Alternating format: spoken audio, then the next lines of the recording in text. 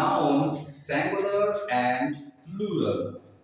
Woman, man, sheep, information, fish, girls, mango, box. ये सारे singular noun है। अब इनके प्लूरल फॉर्म किस तरह बनेंगे? तो ये दोनों जो है इनमें सिर्फ हम वॉवेल चेंज करेंगे। वो मेन, ये वोमेन है, ये वेमन है। इसकी प्रोनाउंसिएशन में भी फर्क आएगा और यहाँ सिर्फ ई हम ए को हम ई में चेंज करेंगे, ये बन जाएगा plural. Man, men, sheep and sheep. इसकी सिंगुलर और प्लूरल एक जैसे है।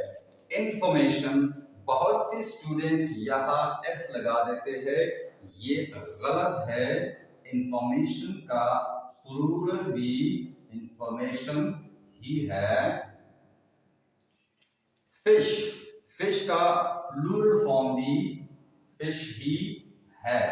मछली, इनकी सिंगुलर और प्लूरल फॉर्म एक जैसे है। गर्ल्स, अच्छा ये तो मैंने लिखा भी है। गर्ल जो है ये सिंपल एस से बन जाता है, GRLS। जिस तरह बॉय है तो इसकी भी हम क्या बनाएंगे, एस के साथ बनाएंगे, बॉयज।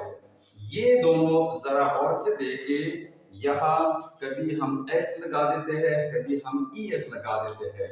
तो ये हमेशा जहन में रखिए कि जब भी एक नाउन के आखिर में O या X इस तरह O, X, SH, SS, etcetera इस तरह के वर्ड्स एंड में आए एक नाउन के, तो वहां हमें ES लगाना होता है। ये क्या है, मैंगो, तो इसका प्लूरल फॉर्म होगा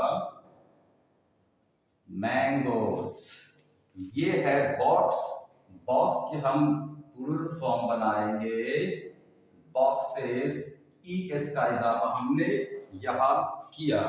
तो नाउन की सिंगुलर और प्लूरल कुछ इंपॉर्टेंट फॉर्म्स है। ये इसकी सिंगुलर फॉर्म्स है और ये इसके प्लूरल फॉर्म है, जो डेली रूटीन के कन्वर्सेशन में और रिटन वर्क में ये ज्यादातर